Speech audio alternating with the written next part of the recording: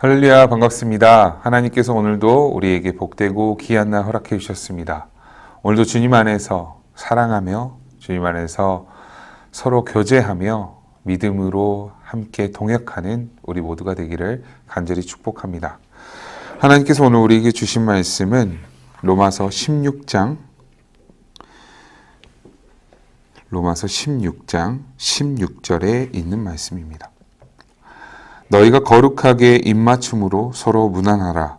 그리스도의 모든 교회가 다 너희에게 문안하느니라. 아멘. 오늘 말씀은 로마서의 마지막 16장입니다.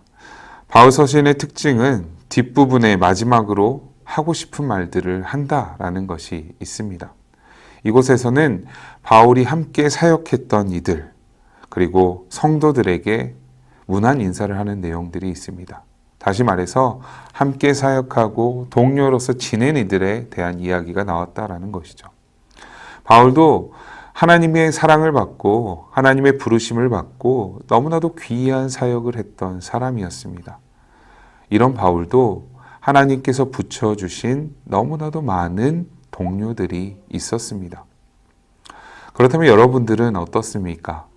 우리가 신앙생활을 함에 있어서 우리에게 함께하는 그런 동료가 있습니까? 그런 친구가 있습니까?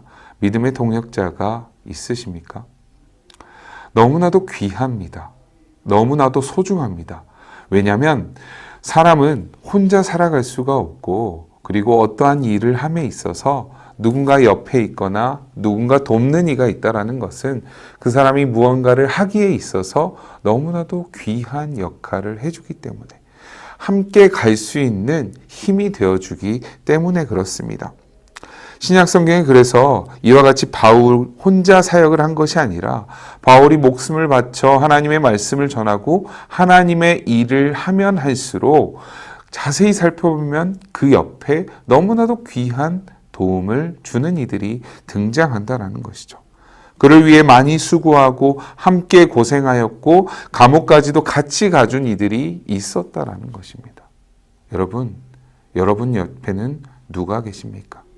함께 동역하는 이들이 있으십니까? 함께 예배하는 이들이 있으십니까? 함께 사역하는 이들이 있으십니까? 별것 아닌 것 같아 보이지만 하나님과 나와의 관계라고 하지만 그럼에도 불구하고 그 속에서 우리는 동역자가 필요하다라는 것이죠. 그 동역하는 이들로 통하여서 우리가 더 많이 빠질 수 있고 더 많이 쉽게 죄를 지을 수 있음에도 불구하고 그로 인하여서 함께 연합하여 그 힘들고 어려운 길을, 그 신앙의 길을 가는데 큰 도움이 된다라는 것입니다. 특히 전도하고 그리고 누군가를 위해 복음을 전하는 일은 더욱더 큰 힘이 된다라는 것입니다. 여러분, 주변에 아직 주님을 믿지 않는 너무나도 귀한 벗들이 있습니까? 그렇다면 그들에게 먼저 다가갔으면 좋겠습니다.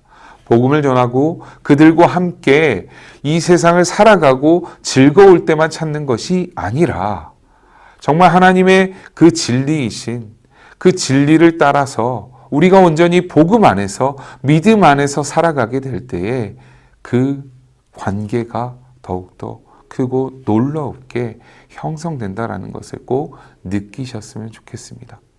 바울을 사용하신 하나님께서 바울에게 그를 도울 수 있는 이들을 붙여주셨던 것처럼 나에게도 너무나도 귀한 이들을 붙여달라고 하나님께 기도할 수 있는 우리가 되었으면 좋겠습니다.